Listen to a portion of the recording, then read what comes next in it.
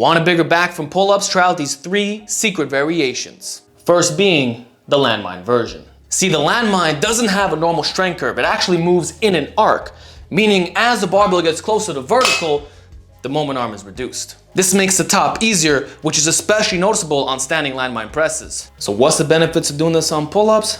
Simple. It makes it more lengthened bias since pull-ups are normally hard at the top, and just dangling more weight doesn't change that fact. But the landmine does, thus maximizing the weighted stretch. Now, because the barbell is primarily going to be in the mid-range and your body weight is still factored in, these will still feel similar to normal weighted pull-ups.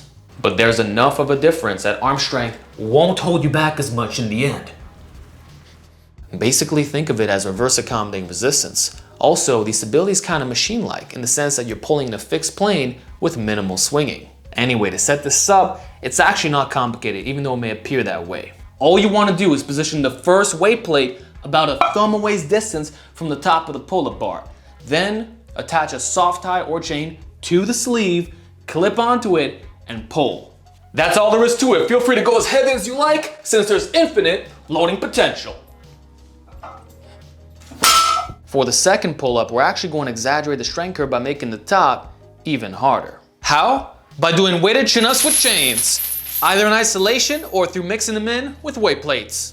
This allows for crazy overloading, but you're still pulling through a full range of motion as opposed to just doing isometrics and negatives. And because end strength is usually the limiting factor on pull-ups, holding heavy loads in that joint angle is specific and helpful. So whatever your 1 rep max is, you can go beyond, and with rep work, the percentages will be higher in the shortened position. So it might be 70% with locked arms, 85% with bent arms, all depending how much chain is suspended. Basically, the moment the arm angle reaches 90 degrees, it'll be as if you entered the gravity chamber in Dragon Ball Z. The sticking point is intense, as well as the back and bicep squeezes, which is all due to the chains being fully lengthened. In terms of form, pause reps are good, but you could always bang these out since there's less deceleration. Regarding chain height, most lengths should be on the floor and the bottom and either float at the end or barely remain. Though keep in mind, this doesn't have to be perfect. As long as there's an uncoiling effect, you're good. For the third and final variation, I bring you the finger-assisted one-arm pull-up. I'm recommending this variation purely for hypertrophy and getting more out of less weight. The side effects will probably be a stronger one-arm pull-up and fewer back imbalances, but that's not the main goal.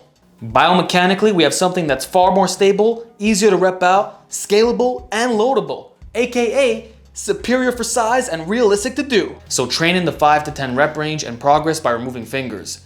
The end level is 1 to 2 fingers with full pauses and knees up for optimal lat stretching. Only after that point can additional weights be used. I won't recommend unassisted because the percentages are always going to be too high, even among the elites. Plus, there's a big technique and rotation element that takes away from the actual stimulus. For muscles used, the humerus is mostly neutral and every joint angle is difficult. So forearms, biceps, and lats will be completely trashed. Therefore, you can expect great carry over to all vertical pulls. Lastly, I'd strongly recommend mixing in gymnastic rings or anything that allows for natural wrist rotation and lateral movement. Because all one-arm pull-ups are known to be hard on the joints, particularly elbows and shoulders. For that reason, I'd also cap the frequency to twice a week. So besides recovery, these will truly humble you and legitimately confirm that simple bodyweight training works. And remember, it's the process of building strength that matters, not the end display. And with that said, that's all I got for you today. I hope you enjoyed these unique pull-up variations and let me know if you want to see 3 more. So enjoy getting thick and wide, and I'll see you next time.